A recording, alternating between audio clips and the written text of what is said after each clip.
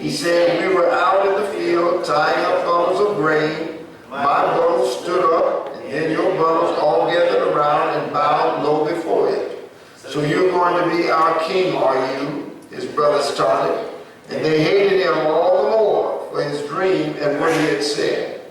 Joseph had another dream and told his brothers about it. He said, the sun, moon, and 11 stars bowed low before me.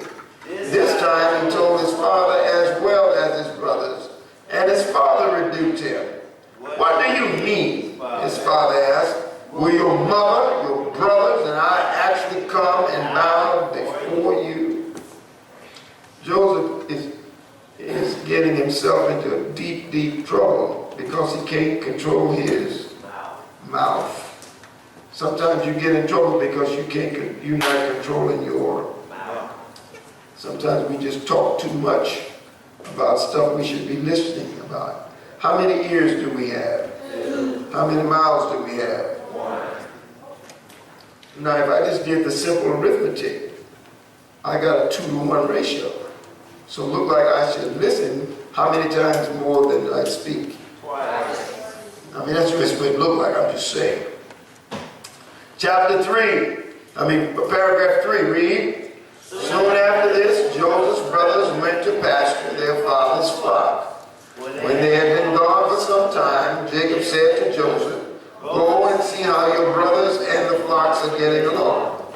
Then come back and bring me word. Joseph traveled to the place. When he arrived, he found that they had moved to a new location. So Joseph thought of them and found them. So the father obviously was not clear on how his other sons felt about his one son. Because if he was clear, then perhaps he would not have sent Joseph. I mean, if you know that your other sons are hating on this son, then why would you send this son to check on them? I mean, that's the way it looks to me. Next paragraph, read. When his brothers saw him coming, they recognized him in the distance and made plans to kill him. Here comes that dreamer, they said. Come on, let's kill him and throw him into a deep pit. We can tell our father that a wild animal has eaten him. Then we'll see what becomes of all his dreams. But Reuben came to Joseph's rescue. Let's not kill him, he said. Why should we shed his blood? Let's just throw him alive into the pit here. That way he will die without our having to touch him. Reuben was secretly planning to help Joseph escape. And then he would bring him back to his father. So when Joseph arrived, they pulled off his beautiful robe and threw him into the pit. As they were sitting down to eat, they noticed a group of Ishmaelite traders taking spices, balm, and myrrh from Gilead to Egypt, coming their way. Now notice this. What did Reuben really want to save Joseph? No. Let's see now.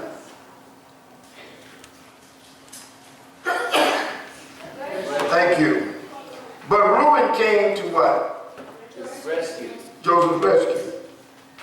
What did he say? Why should we shed his blood? What did he say?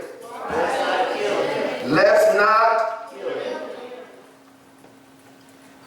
Then he said, why should we shed his blood? Then he said, let's just throw him alive to the pit here.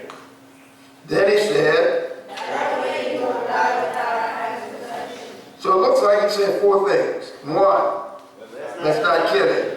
2, why should we shed his blood? 3, let's just throw him alive into this pit here.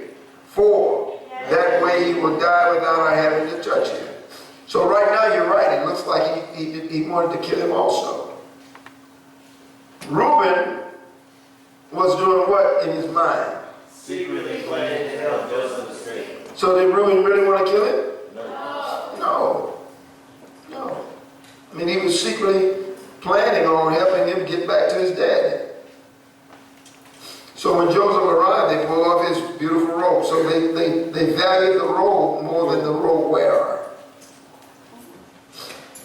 So when Joseph arrived, they pulled off his beautiful robe and threw him into the pit.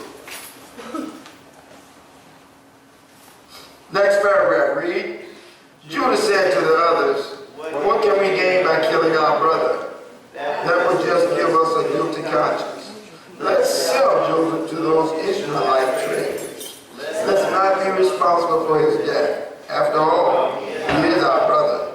And his brothers agreed. So when the traders came by, his brothers pulled Joseph out of the pit, sold him for 20 pieces of silver, and the Israelite traders took him along to Egypt.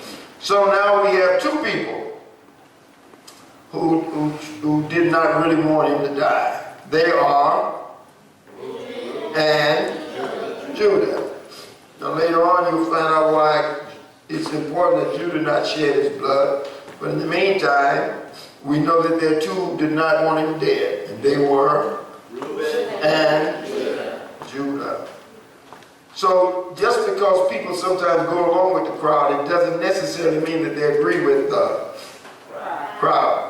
But if you go along with the crowd, you still get accused with the crowd. So ultimately, even though Reuben and Judah did not necessarily want him to die, they are still guilty of conspiring for his death. They're still guilty. Why are they guilty? Because they went with the crowd. Never go with the crowd. Never. Y'all got this? Next paragraph. Sometime later, Reuben returned to get Joseph out of the pit. When he discovered that Joseph was missing, he tore his clothes in anguish and frustration. Then he went back to his brothers and lamented, "The boy is gone. What can I do now?" Then Joseph's brothers killed a goat, dipped the robe in its blood. They took the beautiful robe to their father and asked him to identify it.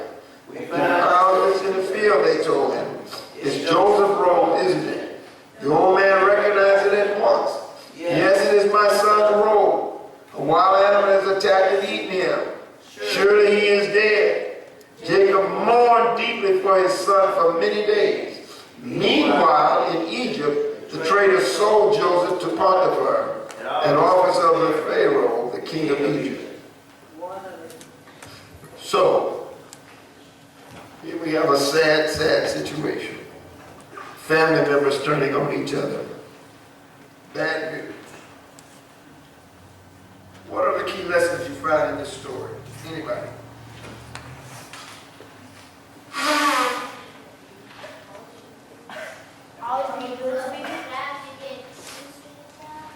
Yes, if you run with the crowd, you're going to burn with the crowd. If you run with the crowd, you're going to burn with the crowd.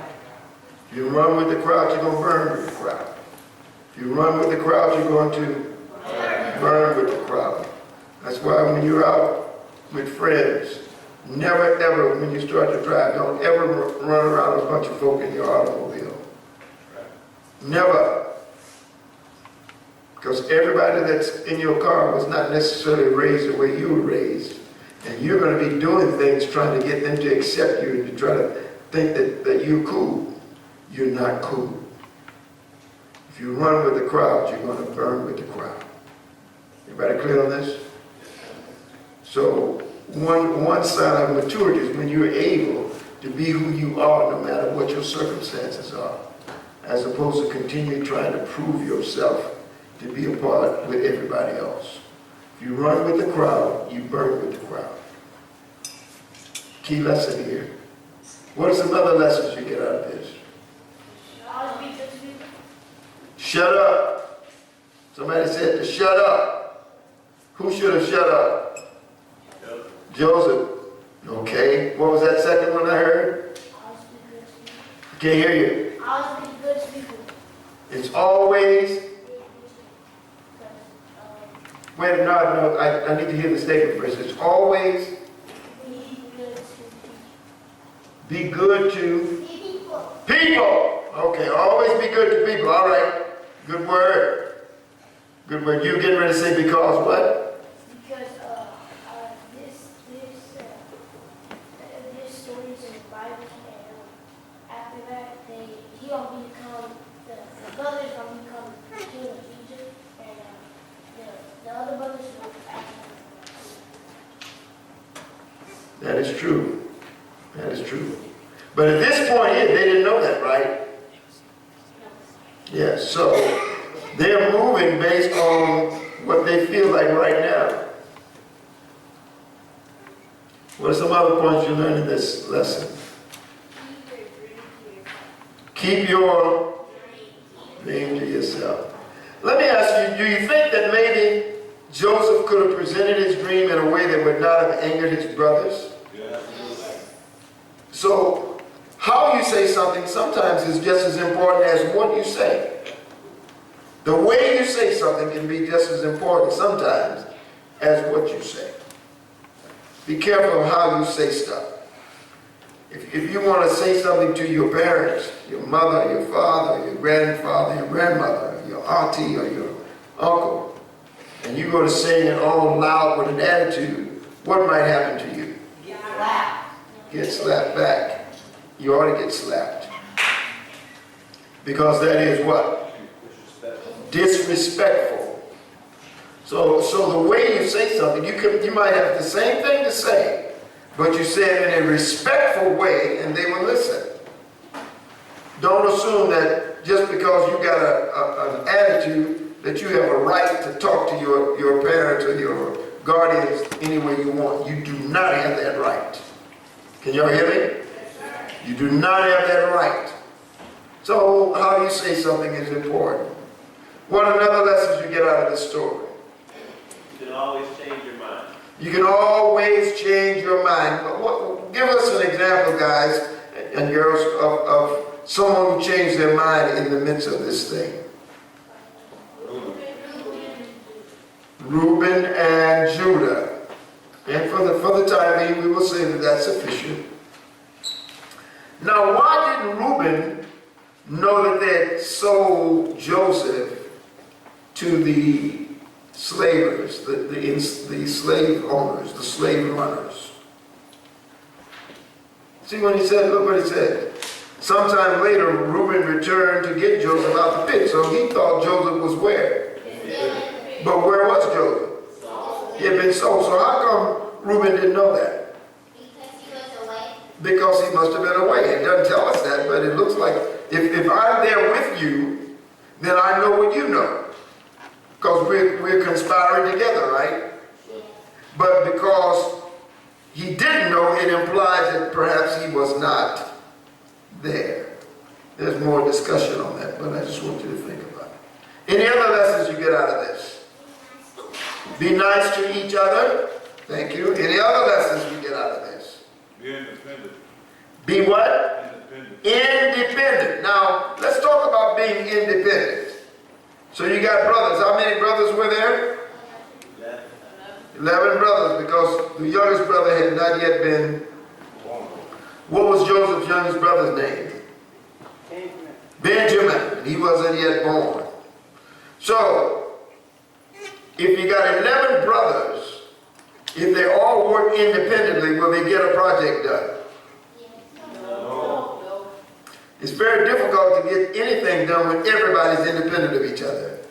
Yet we're taught in this society that we're supposed to have that independent, pioneering, frontier type of attitude.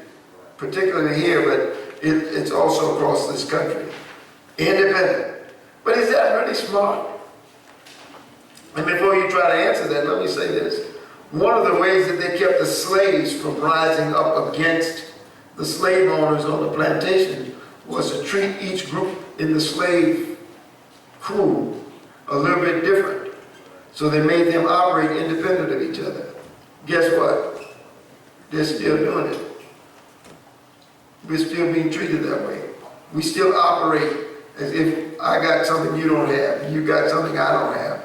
And I'm not going to share mine with you, and et cetera, et cetera. Why is that? Because the legacy of slavery, although officially abolished in Texas in 1865, continues when? Today. Group at ease, be seated. Follow me closely because I will be bringing you in and out of this. Slavery in the United States is most closely associated with the Deep South. Give me an example of one state in the Deep South. Mississippi. Mississippi. Very good. Texas was a slave state, for example. From the early days of colonization until after the Civil War, slavery was an integral part of the colony, the republic, and the state of Texas. When Stephen F. Austin first embarked on colonization of Texas, the legalization of slavery was an issue he attempted to resolve. Initially, he supported and argued for the legalization of slavery as being in the best interest of the colonists. Y'all with me? Yes, sir. So when you be talking about the Stephen F. Austin Hotel, the Stephen F. Austin statue, and all those different things about the Stephen F. Austin, Stephen F. Austin was in favor of slavery initially. In 1829, when? 1829. In 1829, was that before or after the Civil War? Before. Let me see the hands of you that believe it was after the Civil War. Let me see the hands of you that know it was before the Civil War. Very good. 1829 was before the Civil War. In 1829, the Guerrero Decree abolished slavery in most of... Whoa, wait a minute. You mean to tell me 30 some odd years before the United States abolished slavery, that Mexico had already abolished slavery? I wonder if that had anything to do with the Battle of the Alamo. I'm just saying. In 1829, the Guerrero Decree abolished slavery in most of Mexico, which included Texas. Texas was a part of Mexico. An exemption was granted, allowing slavery in one form or another to continue in Texas. So although Mexico had abolished slavery, the people in Texas appealed to Mexico, and they then allowed or granted an exemption. The Guerrero Decree. The President of the United States of Mexico. Y'all ever heard that before? Did you even know there was a United States of Mexico? Hello? Yes, sir. Know your history. The President of the United States of Mexico, know ye that desiring to celebrate in the year of 1829 the anniversary of our independence with an act of justice and national beneficence, which might result in the benefit and support of a good so highly to be appreciated, which might cement more and more the public tranquility, which might reinstate an unfortunate part of its inhabitants in the sacred rights which nature gave them, and which the nation protects by wise and just laws, in conformance with the 30th article of the Constitutive Act, in which the use of extraordinary powers are ceded to me, that's the President talking, I have thought it proper to decree, I have thought it proper to declare, I have thought it proper to decree. First, slavery is abolished where? In the Republic. Second, consequently, those who have been until now considered slaves are free. I'm a character, Senate, servant, warrior, leader of high integrity, and I am free. Those who have been until now considered slaves are free. Third, when the circumstances of the treasury may permit, the owners of the slaves will be indemnified in the mode that the laws may provide. And in order that every part of this decree may be fully complied with, let it be printed, published, and circulated. In other words, taking your slaves, but I'm going to pay you, I'm going to give you as much money as I can to help compensate you for your loss. But these people are free. No people should own other people. This is the President talking here. You got it? Given at the Federal Palace of Mexico, the 15th of September when? 15th of September. What year? 1829. 1829. Vicente Guerrero to Jose Maria Bocanegra. Matter of fact, this guy may have been black. Yeah. Bocanegra. Because the negro means dark. Yes. The original Spanish version, Decreto de Emancipación de la Esclavitud, Guerrero Decree in Spanish. Despite such momentous accomplishments and an illustrious military career, Vicente Guerrero's presidency and life will come to an abrupt end. Uh-oh. Oh my goodness. They're getting ready to kill the president. He left the presidency in December 1829 in order to fight a rebellion levied against him by his own vice president. So this was somebody in his own house, Anastasio Bustamante. His absence resulted in him being declared unfit to govern the republic. While continuing to combat the rebellion and hopefully return to the power, the great independence fighter was captured through bribery and deceit. What's deceit? Lying. And he was eventually executed on February 14, 1831. How many years after he made the declaration? 2.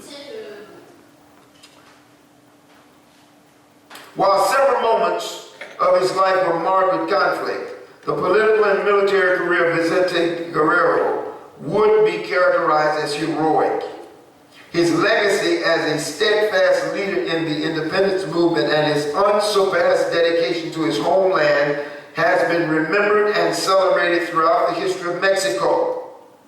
His famous phrase, "My patria es primero," my homeland comes first, is now the motto for the state of Guerrero, which is also named in his honor. And his most notable accomplishment, the abolition of slavery in the new republic, has marked Vicente Guerrero as a great leader and freedom fighter for all humanity. Shared pathways in history. Mexico's President Vicente Guerrero abolished slavery in 1829. Did you know that was in your history? Listen, guys, don't assume that Mexico was with the rest of these people. Obviously, there were some folk in Mexico who thought slavery was bad. Not only that, there were a lot of black people in Mexico. There are a lot of black people still in Mexico. Some of the greatest leaders in Mexico were black. Did y'all know that? The issue of slavery continued to be a source of disagreement between the colonists and the Republic of Mexico for many years, for many more years. At times, Austin attempted to persuade colonists that slavery should be abolished. However, listen, he apparently was unable to gain much support, and Texas' status as a slave state became inevitable. The United States extended an invitation to Texas in 1845 to join the Union. It was accepted in 1846. Not everyone in the United States welcomed Texas. States and various groups petitioned the government not to allow Texas in until it abolished slavery. We don't need another slave state. Many Americans strongly opposed the annexation. Some even saw the Texas Revolution as part of a wide-reaching conspiracy to expand slavery.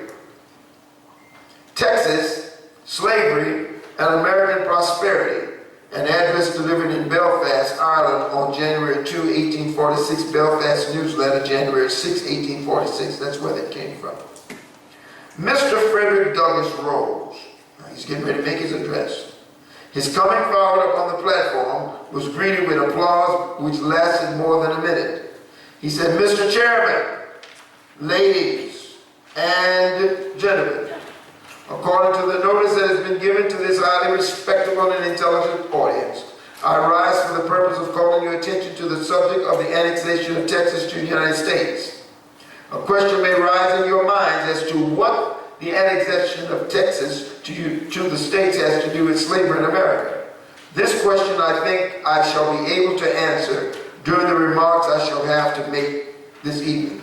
So, who was Frederick Douglass? Who was Frederick Douglass? He was a what? And he was from Ireland. He was a German. Who was he? He was an abolitionist, but what was his native descent? He was what? I can't hear you. He was a black man who was not afraid to stand on the truth. Are you still with me? I regret my inability to give you in one short lecture the history of the various circumstances leading to the consummation of the annexation of Texas. If I were able to do so, you would see that it was a conspiracy from beginning to end, a most deep and skillfully devised conspiracy for the purpose of upholding and sustaining one of the darkest and foulest crimes ever committed by man. What was that? Slavery. But I will not attempt to give you a minute history of the incidents and occurrences which have led to the present position of the question. Texas is that part of Mexico, north, south of Arkansas, and extending from the Gulf of Mexico to the Rio del Norte. The extent of this country is almost equal to that of France, and its fertility is such that it is estimated as being able to support what? Not less than what? I can't hear you guys. Not less than? Not less than 20 million souls. In 1820, this vast territory, as well as all the rest of Mexico, was subject to the Spanish government. So don't kid yourself, Texas was part of Mexico. Texas was, so when you see all of these Hispanics coming to Texas, they're just coming to their homeland. Texas was a part of Mexico, so no need hating on the people who are Hispanic for coming to Texas. This is their country. Hello? At least in the front end. The history of the settlement of Texas by its present population is briefly as follows. In the year just mentioned, Moses Austin of the state of Tennessee, a slave-holding state, obtained a grant from the royal government of Spain to settle in that territory 300 families on the condition that they should be industrious, sober, upright, what? Men and professors, mark this, of the Roman Catholic religion. So even now in Mexico, you find that Roman Catholicism is very prevalent. Austin, this is a guy named Moses Austin. What was his name? Austin obtained by this grant great advantages to himself.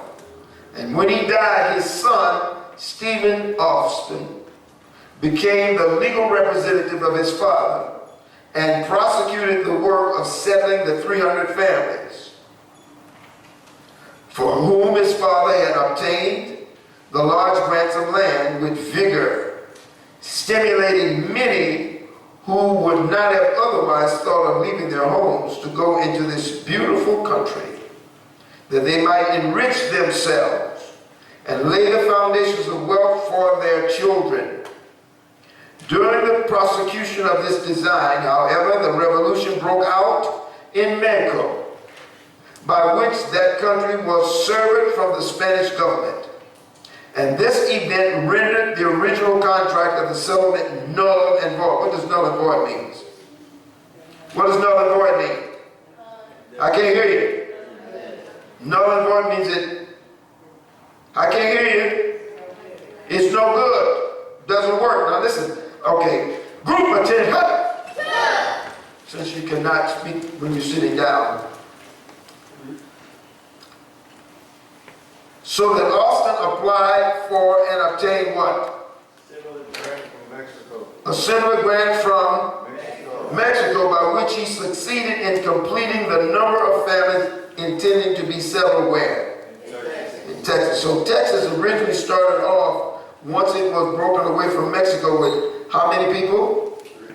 And where were they from? Where were they from? Can't hear you. Where were they from? State of Tennessee. Tennessee.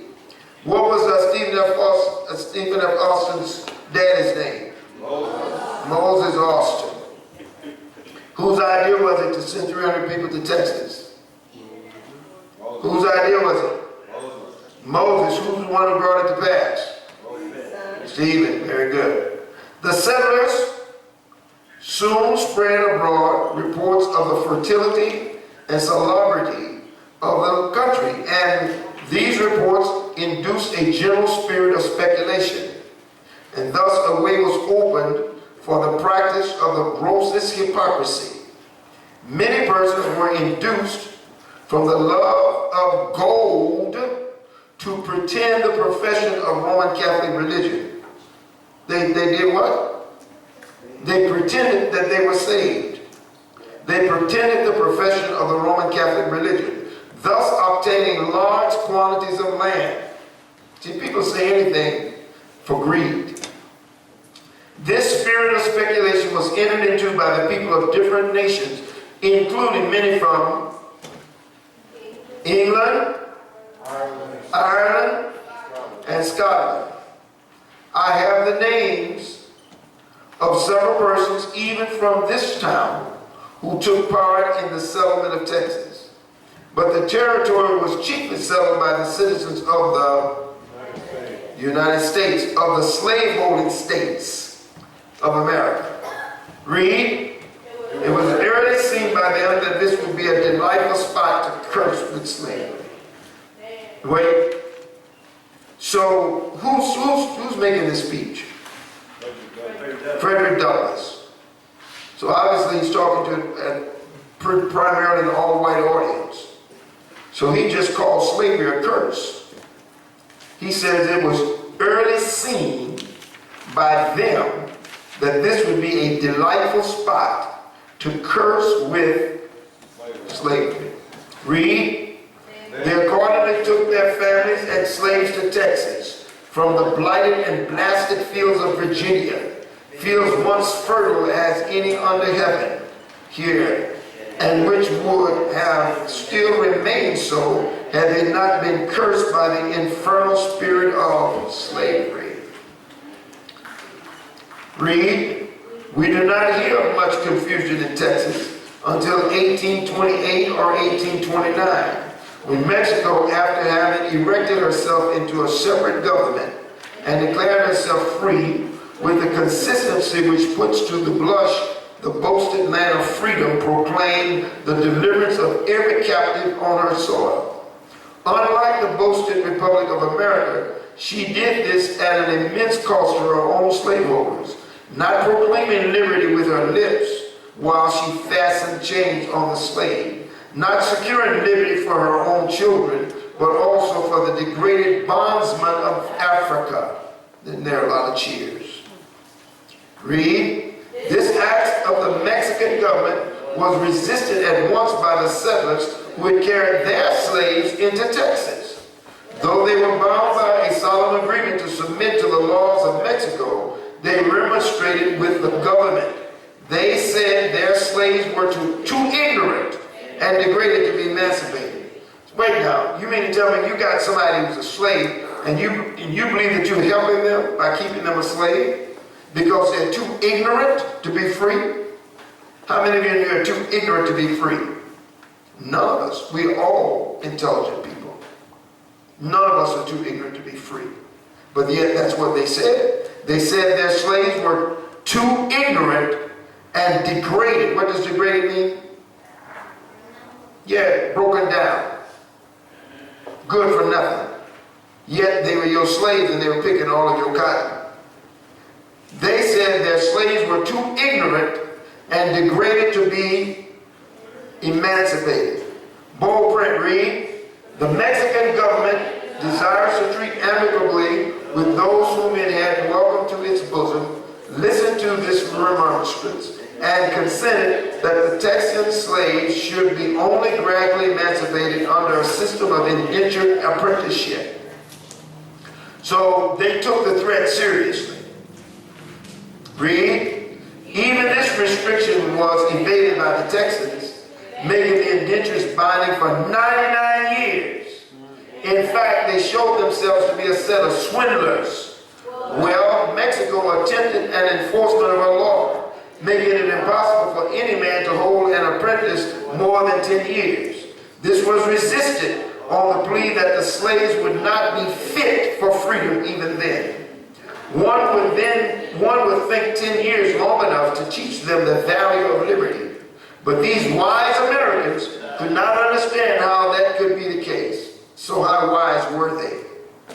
Hello?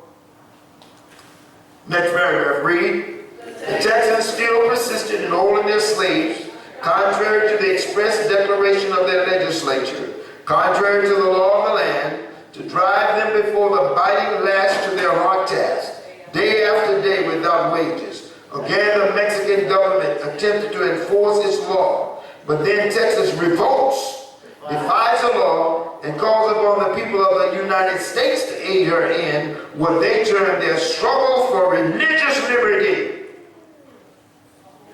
They're lying through their teeth. They're a bunch of backstabbing liars. They're saying that, look, we want religious liberty, but what they really want to do is keep what? They want to keep their slaves. Read on. Yes, they said they could not worship God according to the dictates of their conscience, alluding to the contract entered into by them as professing Roman Catholics. I'm not prepared to say whether that contract was a righteous one or not. But I do say that after possessing themselves of the land on the faith of their being Roman Catholics, they should be the last to complain on that score.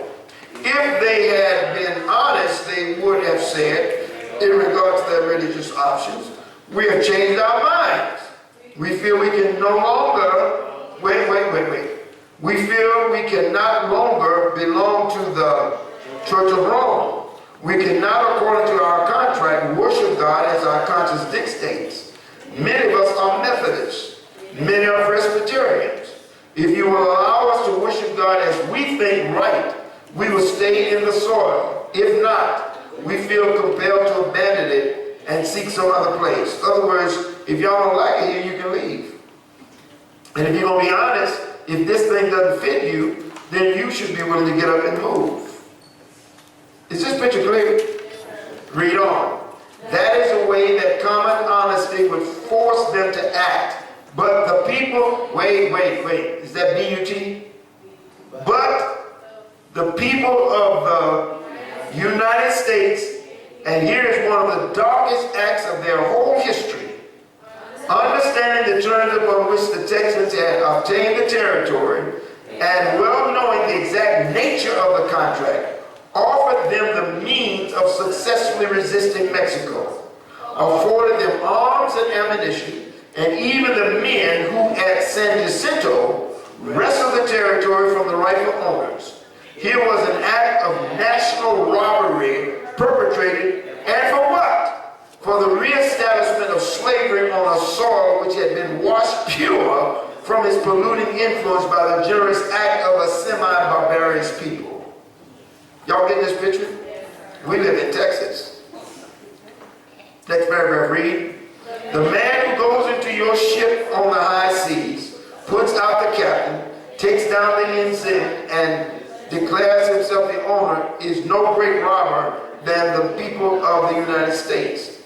And what are their excuses? Their apologies, their reasons. For they always give reasons for what they do. One of them is that Mexico is unable to defend her territory, and that therefore they have a right to take it. What do you think of a great heavy-fisted fellow pouncing on every little man he meets and giving as his reason that the little man is unable to take care of himself? We don't see this pretext made use of in the case of Canada. Wait. Now he's comparing Canada with Mexico. We don't see this pretext made use of in the case of Canada. Read. Mexico, nevertheless, is a sister republic which has taken that of the United States for a model. But Mexico is a weak government, and that is the reason America falls on her. The British territories are safe because England is strong. Canada was under who? Okay, let's read that last line again. But Mexico is a weak government, and that is the reason America falls on her. The British territories are safe because England is strong. Canada is under England. So they weren't going to touch Canada. First of all, they were all white folks. But and they were backed up by other white folks. Don't mean white folks are bad, it just means that this act is horrible. Read. Oh, how superlatively base, how mean, how dastardly do the American people appear in the light of justice, of reason, of liberty, when this particular point of her conduct is exposed. But here there was a double point to be gained. On the part of the southern planters to establish and cultivate large plantations in the south, and on that of the northern ones to support what Daniel O'Connell says should not be called the internal but the infernal slave trade, which is said to be worse than the foreign slave trade, for it allows men to seize upon those who have sported with them on the hills and played with them at school, and associated with them in so many ways and under so many interesting circumstances. Look, you're getting something here. Now get it all. Bold print, read. This is more horrible still than to prowl along the African shore and carry off its men with whose face at least we are unfamiliar and to whose characters we are strangers. Still, the chief object of the annexation of Texas was the quickening of the foreign slave trade, which is the very jugular vein of slavery, and of which it kept within narrow limits, we would soon be rid. But the cry of slavery is ever, greed, greed, greed. That cry is heard from New England to Virginia. It goes on, leaving a blighted soil behind, leaving the fields which it found fertile and luxuriant, covered with stunted pines. From Virginia it has gone to North Carolina, from that to South Carolina, leaving ruin in its train. And now it ceases on the fertile regions of Texas, where it had been previously abolished by a people whom we are wont to call semi-civilized. They say they only want to increase their commerce and add to their security. Oh, what a reason to give for plunder. The pirate of the high seas might make the same excuse. Bold print, read. Mankind thinks that whatever is prosperous is right. My goodness. Breathe. Henry Clay, read. Henry Clay said that what the law has made property is property, and that 200 years of legislation has made the Negro slave property, with a saying Freud more like that of a demon than a man, he added. It will be asked, will not slavery come to an end? Why, that question has been asked 50 years ago and answered by 50 years of prosperity. Prosperity is a rule of conduct. Justice is nothing. Humanity is nothing. Christianity is nothing. But prosperity is everything. I was sometimes sent on the same principle spoken to by a member of the church who told me I was mistaken in my views and laboring against the will and wisdom of God. And in this manner, don't you see, said he, that we have been adding to our numbers, lengthening our cords and strengthening our states. Don't you see the church growing in favor of the world? See, people will use the church to justify their illicit behavior. Whether we like it or not, guys, America was wrong. But look what they're hiding behind. Prosperity, greed, the church. Something's wrong with this program. This element, read, this element of character is particular to the Americans. All they ask is prosperity, and therefore we see their bony fingers pointing towards the Pacific, threatening to overwhelm and destroy every other power which may dispute their claims. I'm sorry that England on this occasion did not act with that high spirit of justice which led her to emancipate 800,000 of her own slaves elsewhere. I'm sorry that she stepped forward with almost indecent haste to recognize the Texan bandit as an independent republic. Oh, the love of money! Rightly has it been called the root of all evil. With this lust for been contaminated, and hence the result we witnessed. 2 years ago, I hoped that there was morality enough, Christian-minded enough, love of liberty enough, burning in the bosoms of American people to lead them to reject forever the unholy alliance in which they have bound themselves to Texas. When I first heard of this event at a meeting in Massachusetts, I was covered with confusion of the face, for I believed we had religion enough among us to have prevented the horrible consummation. That event threw a gloom over the hearts of the struggling abolitionists and led them to feel that the powers of darkness had prevailed against them. I hung my head and I felt that I was deceived in the people among whom I lived, and that they were hurrying their own destruction by dipping their hands in the blood of millions of slaves. However, I recovered when I remembered that ours was not a cause in which the human arm was the only agent. When I remembered that God was God still, I took courage again and resolved to continue to pray to that God who has the destinies of nations in his hand to change their hearts. We are still, however, strong, for the last intelligence I had from the United States was that 40,000 good men and true in Massachusetts had petitioned the government not to allow Texas to be received as a state until she had abolished slavery. Wait, are you following this speech? Now this is one speech this man is making. One. Bold print read, what will be the immediate result? I know not. But Texas and the Union are out of it, slavery upheld or slavery abolished. One thing I do know, that the true words now spoken in Massachusetts will create a resistance to this damning measure, which will go on under the smiles of an approving God, argumenting in power till slavery in the United States will be abolished. Now this is 30-some years almost before slavery was ended. Read on. I know not how that consummation will be achieved. It may be in a manner not altogether agreeable to my own feelings. I do not know, but the spirit of rapine and plunder, so rampant in America, will hurry her on to her own destruction. I hope it will not, for although America has done all that a nation could do to crush me, although I am a stranger among you, a refugee abroad, an outlaw at home, yet I trust in God.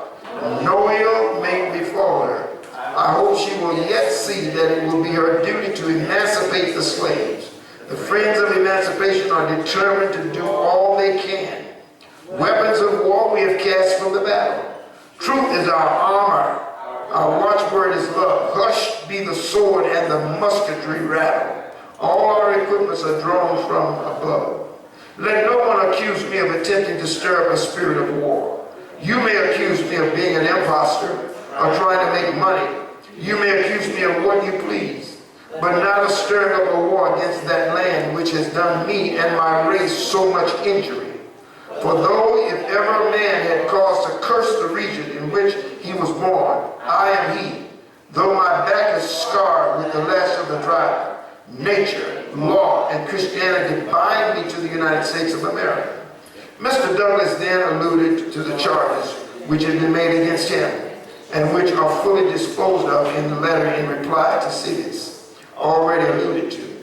He then spoke of 36 ministers of Belfast having signed a resolution to the effect that slaveholders should not be admitted to the members of the Christian church.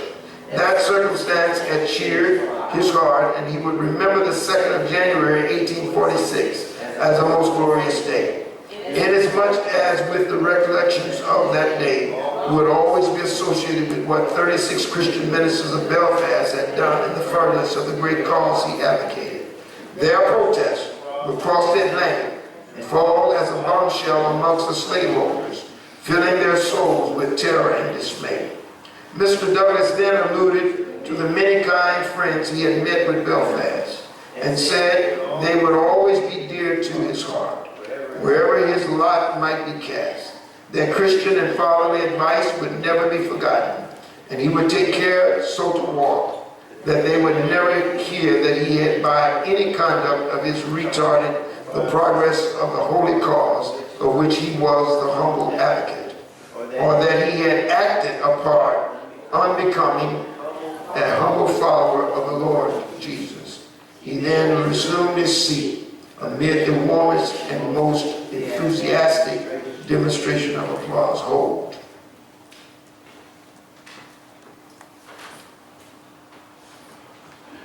Okay, we're coming to the close now of this discussion, and so let's double our resolve here. Pick it up at Frederick Douglass. Read. Frederick Douglass opposed the annexation of Texas to the United States. He relates some of the history of slavery in Texas while also registering his condemnation of the possibilities that Texas may be admitted to the Union as a slave state. Everybody's reading. Slaves played an important role in the colonization of Texas. Picking cotton was not the only job of a slave. Not only did they tend to the crops, they had the added burden of clearing the land and establishing new farmland and communities in an often hostile environment. Who built Texas? Slaves. I want you to remember that. So when you see John Wayne is a fraud. John Wayne is a fake. John Wayne wasn't even part of the material that built this nation. So when you hear somebody say, well, we just like John Wayne, they fakes also. Fakes are like other fakes. Y'all listening? Yes. It was the slaves who built this state.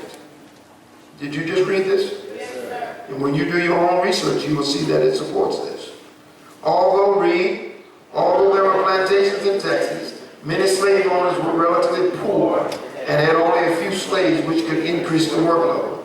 In some respects, the life of a slave in the cities was somewhat better, where many slaves worked as domestics rather than in the fields and had more opportunities for socialization with other slaves. But rural or urban, it was still a life of bondage and deprivation. So now look. You had the house slaves, then you had the field slaves. So the field slaves picked the cotton, they cut the cane, they did all the work out here, cut the wood down, cut the trees down, cleared the land, built up cabins. The house slaves made up the bed, swept the floors, fixed the food, made the tea, sewed the clothes, gathered the goods, and did things in the house. Which one of those slaves you think thought they were better? House slaves. So even today, you have the house slaves mentality now. These are the people that we want to talk. Let's just keep it here. We have people who see themselves as being more sophisticated, more intelligent, because they're able to rub shoulders with the slave owners or their descendants. And they look down on the brothers and sisters who are out here in the street or in the field doing menial things. House slaves, field. House slaves, field. What? Slaves. House, Slaves. field. Slaves. But they're both slaves. Come on now. I mean, come on. If you're both slaves, then what sense does it make for you to think you're better than these people? Yet that goes on today. I mean, right now. That's why I am not a supporter of fraternities and sororities. I don't hate on that. I'm just telling you I'm not a supporter of that. Because we didn't have any African Greeks. That wasn't the case. That was put on us by a group of people who were trying to get us to be redefined. So we bought into that, just like the Masons. All that stuff is stuff that those pagans brought over. And we buy into it because we think that it puts us in a category. It's a type of program ignorance. And so you can't hate on the people because they do it. You just have to recognize that it has never been in our best interest to keep putting us into these little compartments so we can look down on each other. Never look down on your brothers and sisters. Never do what? Look down on your brothers and sisters. Never allow or accept somebody looking down on you. Never what? Never allow or accept somebody looking down on you. So never look down on your brothers and sisters, and never allow or accept someone looking down on you. Never look down on your Brothers and sisters. And never allow someone to bold print news of the end. Read. News of the end of slavery didn't reach Texas until June 1865, more than 2 years after the Emancipation Proclamation. The June 19th tradition, called Juneteenth, is the oldest known celebration of the ending of slavery. On January 1, 1980, Juneteenth became an official state holiday, and although celebrated worldwide, its roots are in. Now catch this. Slavery was eliminated or abolished in the United States in 1863. Do I have any scholars in here? Yes, sir. 1863. The people in Texas, according to what we just read here, and you can do your own research, the people in Texas got the news that they were free when? 1865. So that means that people in Texas were still operating as slaves for 2 full years after the other slaves in the United States were free. I'm just thinking that you should think about that. In the years, read, in the years following emancipation, black-owned businesses, black schools, and predominantly black communities sprang up all over Austin. Oh my goodness, we at home now. Oh my goodness, this thing might get kind of messy.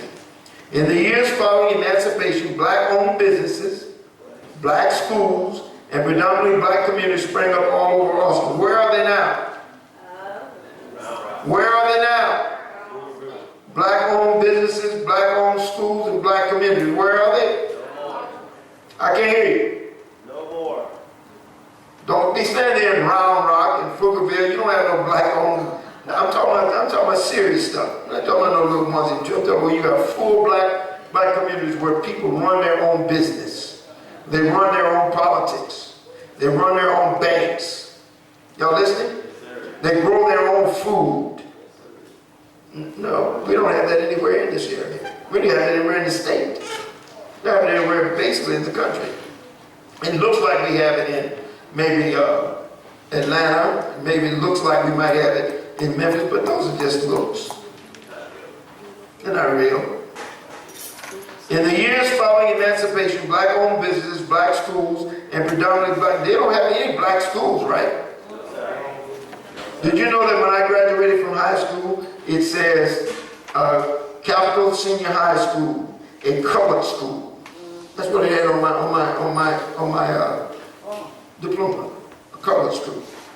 This is where the Negroes go. And yet that was the best thing that happened to me, because everybody that looked like me, and therefore they cared about me because I looked like them. In the years following emancipation, black-owned businesses, black schools, and predominantly black communities sprang up all over Austin. However, read, the roots of slavery ran deep, and much of the white population imposed their own type of legal slavery in the form of black labor laws and segregation, encouraging and often forcing blacks to attend separate schools, live in separate neighborhoods, and even bury their dead in separate cemeteries. It wasn't until the civil rights movement of the 60s that segregation was legally, if not actually, abolished in the United States and Texas. After the Civil War, the Texas legislature established a set of codes with the intent to reaffirm the inferior, listen, you need to hear yourself now. After the Civil War, the Texas legislature established a set of codes with the intent to reaffirm the inferior position that slaves and free blacks had held in antebellum Texas, and to regulate black labor. We're on 306. Read, former slaves and free blacks living the cowboy life enjoyed less discrimination and contributed greatly to the ranching in Texas. From voting to desegregation to blacks in political office, African Americans have played a role in Texas politics. In 1850, about 20% of the population in Austin was slaves. What's the percentage of black people in Austin right now? Less than 15%. Less than 6%. Hello? Less than 6%. In 1850, about 20% of the population in Austin were slaves, predominantly black. Following emancipation, now catch this. Following emancipation, read. Following emancipation, there was a migration to the cities, resulting in almost 40% black population by 1870. Oh my goodness. According to the latest census figures, blacks make up less than 15% of the current population. Although the schools and businesses in most neighborhoods are integrated now, inequality still exists. So that line that says, according to the statistics, census figures, that's now outdated. It's now less than 6%. You understand what's going on here? We're going to go to our impact sessions. And you're going to go through your practice. Oh, I need to tell you, see down in the performance, it says write 1,800-word report regarding your views on resourcefulness and slavery, including your description of the role of the house slave, the yard slave, the field slave, the renegade or runaway, the overseer, the slave traders, and the slave owners. Listen, the writer of the most complete report will receive a $50 cash prize. Do you know how many of those cash prizes we've given away so far? How many? Zero. Now either our people are lazy or they can't read or can't write. But when I was coming up, if I saw I could get $50 for writing something, I would have written 2. Can you write me? Group, right face. All right, we're going to our impact sessions. You now have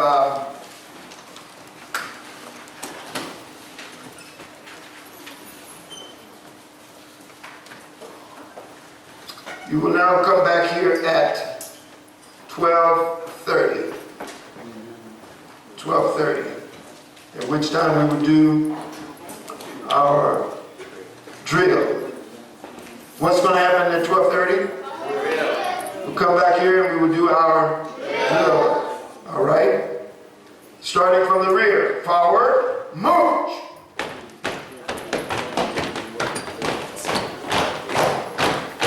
One step at a time. That's what I should hear. I should hear no 2 or 3 steps. Left, left, left, right, left, left, left. Your other left, right, left. Your left, left, left, left. Your